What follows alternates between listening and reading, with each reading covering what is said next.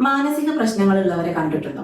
നമ്മൾ സിനിമയിലായിരിക്കും അല്ലേ കൂടുതലും ഇങ്ങനെയുള്ള ആളുകൾ കണ്ടിട്ടുള്ളത്.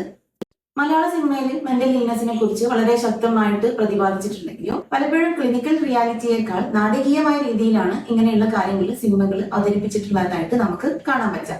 കാരണം ആളുകളെ പിടിച്ചിരുത്തുക, ഒരു ഇമോഷണൽ കണ്ടന്റ് ക്രിയേറ്റ് ചെയ്യുക എന്നൊക്കെ ഉള്ളതാണ് സിനിമയുടെ പ്രധാന ലക്ഷ്യം എന്ന് പറയുന്നത്. അതുകൊണ്ട് തന്നെ മെന്റൽ ഇൽനെസിനെ കുറിച്ചുള്ള അവയർനെസ് ജനങ്ങളിൽ ഉണ്ടാക്കാൻ ഇത്തരം സിനിമകൾ ഹെൽപ്പ് ചെയ്തിട്ടുണ്ടെങ്കിലും പല രീതിയിലുള്ള തെറ്റിദ്ധാരണകളും നമുക്ക് ഇങ്ങനെയുള്ള കാര്യങ്ങളിൽ നിന്ന് ജനങ്ങൾക്ക് യഥാർത്ഥ ജീവിതത്തിൽ പക്ഷേ മാനസിക രോഗങ്ങൾ ഇത്രത്തോളം ഡ്രമാറ്റിക് അല്ല. ഒരാൾക്ക് ഡിപ്രഷൻ ഉണ്ടെന്ന് വിചാരിച്ച് അയാൾ പെട്ടെന്ന് പൊട്ടിത്തെറിക്കണമെന്നില്ല. ഒരാൾക്ക് ആൻസൈറ്റി ഉണ്ടെന്ന് വിചാരിച്ച് അയാൾ എപ്പോഴും ട്രെംബ്ലിംഗ് ആയിട്ട് നടക്കണമെന്നില്ല. ഒരാൾക്ക് പേഴ്സണാലിറ്റി ഡിസോർഡർ ഉണ്ടെന്ന് വിചാരിച്ച് അയാൾ ഒരു മോശം വ്യക്തിയുമല്ല.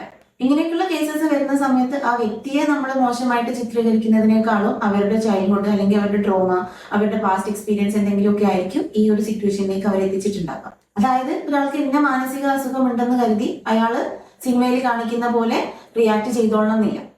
സോ മലയാള സിനിമയിൽ മെന്റൽ ഇഷ്യൂസിനെ പോർട്രേ ചെയ്തിട്ടുള്ള രീതിയെ കുറിച്ച് ഒരു അനാലിസിസ് ചെയ്യാമെന്ന് വിചാരിക്കുന്നുണ്ട്. അതൊരു സീരീസ് ആയിട്ട് ചെയ്യാം. ബിക്കോസ് മറ്റെല്ലാ അസുഖങ്ങളെ പോലെ മെന്റൽ ഇൽനെസ് ഉള്ള ആളുകളും തക്കതായ പരിഗണനയും കരുതലും അർഹിക്കുന്നുണ്ട്.